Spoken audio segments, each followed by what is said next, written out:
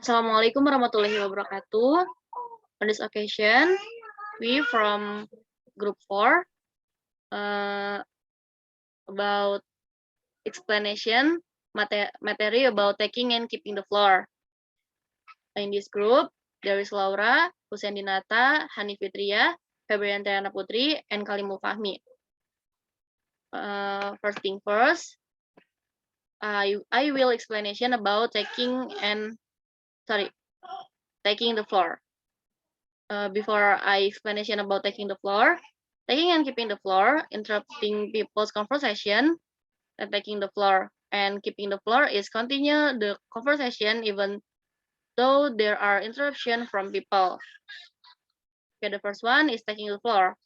The term taking the floor is often used when talking between two or more people, which serves to ask for an explanation or confirmation of the information provided by stopping the other person's conversation.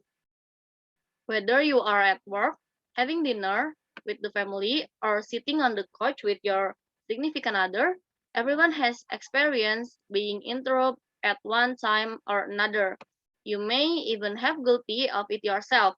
While on occasion interruption, while your talking might be annoying, it probably doesn't really phase you in the grand scheme of things.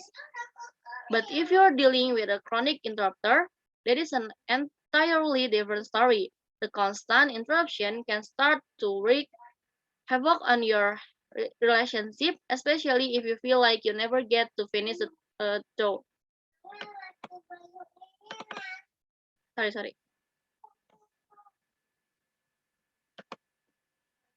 And next material will be explained by Loura. Okay, the second material is why people interrupt others. Let's face it, everyone wants to feel heard. And if you feel like you are not, then it can begin to erode the relationship. After all, consistent interruption by the same person not only feel like a lack of respect for you and your thoughts, but they also demonstrate apparent self-centeredness. Interruptions can make you feel insignificant and unimportant, that what you are trying to say is not worthy of being listened to. Some tendency to interrupt stem from cultural difference and family backgrounds. Interrupting just seems natural to them. Meanwhile, other interrupters are impatient, goal-driven, people who like to get straight to the point, and their way of making that happen is to interrupt and usurp the control of in the conversation. Next, Febri.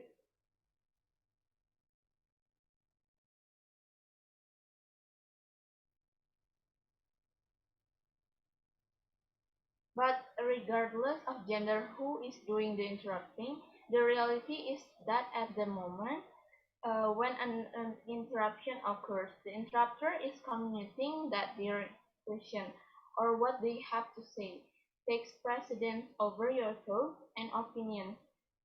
Additionally, whether they are aware of it or not, chronic interrupters are asserting their power, their knowledge, and their ideas at your expense.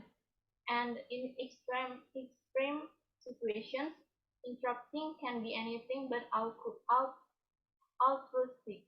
In, in fact, interruption is often a tactic used by emotionally abusive people who use it as a way to assert dominance and control. For this reason, it's important to know how to handle interruptions with grace and dignity and still be able to get your point across. Next, February. Some people interrupt because they are so excited about what you are saying. They cannot wait until you finish to contribute their thoughts and feelings by someone famous. And for the next material, it's gonna be explained by my friend.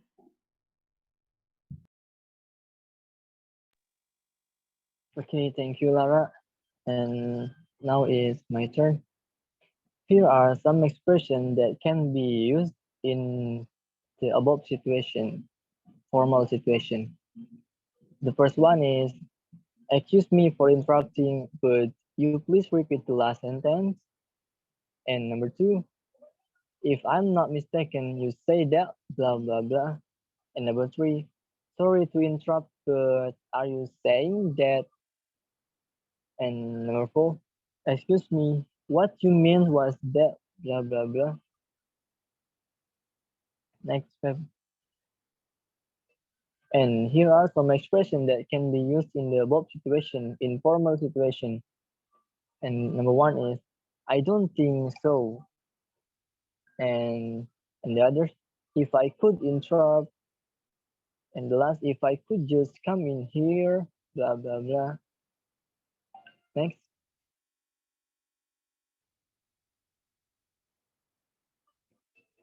And how to cope with chronic interrupters. If your chronic interrupter is a CEO worker, it might be helpful to address interruption before they even occur. For instance, before giving your presentation, you can preview what you plan to say and stipulate when it would be a good time to ask questions or break in. And for the conclusion is address it before you start talking. Whether your chronic interrupter is someone on your staff or your partner at home, it is good idea to discuss the interruption at the time when you both are calm and objective.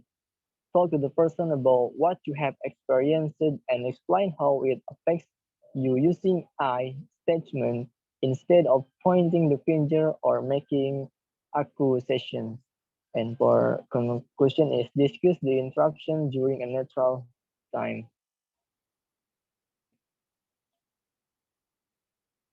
Thanks. Take a good hard look at how you communicate. Do you share long, drawn-out stories? Could you be succinct and to the point? Perhaps your communication style could be changed or improved to deter interruption in some way, especially if you tend to monopolize the conversation. Be open to feedback from the interrupter about your communication style as well. It could be that you are being interrupted because you are not giving anyone else the space to share their ideas as well. It also helps to have confidence when you are talking. People are less likely to interrupt when you are speaking with authority. And for conclusion is consider your own communication style. And the next is be patient as you work through interruption issues. Changing behavior and communication style takes time, but with persistence and patience, you might be able to have more balanced and effective conversation. After all, everyone in the conversation benefits when people feel heard. And for conclusion is a word from very well. Next web.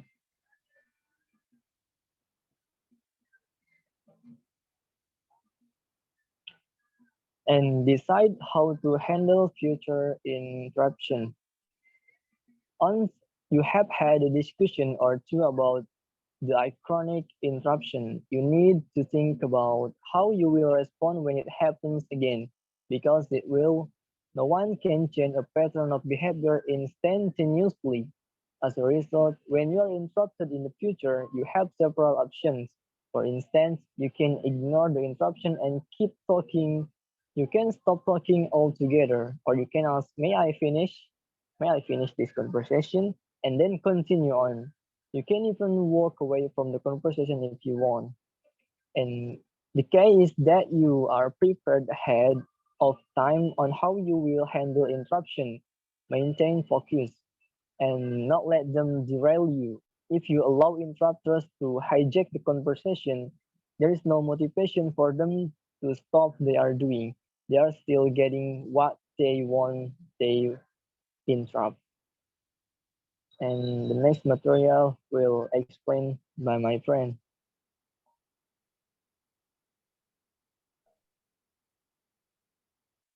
Terima kasih Fahmi.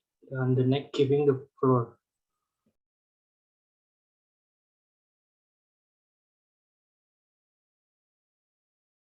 Next, giving the floor. The term giving the floor is also used when there is a conversation between two or more people which serves to continue the conversation even though another speaker stop or interrupt the conversation. The purpose of giving the floor varies, among other, to focus the conversation before being diverted by someone else, returning to the subject or avoiding an uncomfortable atmosphere due to many interruptions. Our discussion of giving the floor is divided into two categories: valid and invalid expression, both verbal and non-verbal. Valid, verbal and non-verbal. Example 1. Lecture. Student, strong evidence suggests that common indoor substances as well as tobacco, smoke, provoke or aggravate in children according to me. Student 1. Excuse me, Professor. Can you explain the process first? Lecture. Just a minute, please. Let me just finish the point. How's this mouth, funny, fastidiousness, and well as allergens from cats and cockroach can provoke asthma in susceptible children and as well as related existing asthma. The expression used by the teacher in the example above belongs to the valid category. Next. Valid, verbal and non-verbal. In addition to the previous example, we can also use the following expression that belong to the valid category. For this first one, let me just finish what I was saying. The next, let me just say this. And then let me just tell you, please don't interrupt just now, okay? If we don't want to use verbal expression, we can use non-verbal expression, among other, by giving a stop sign with your hand, speaking louder or by speaking faster.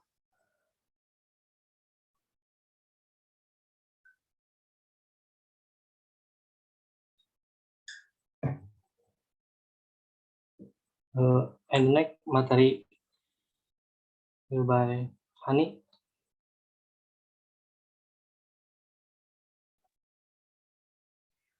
Okay, so the last material is about impolite expression of the floor, both verbal and non-verbal. Here are some examples of expressions of giving the floor included in the impolite category. The first is shut up, let me finish. The second is let me handle this. And the third is don't interrupt me. Next, in addition to impolite verbal expressions, we also often use impolite nonverbal expressions, including some actions that make listeners uncomfortable and loud that are ridiculing.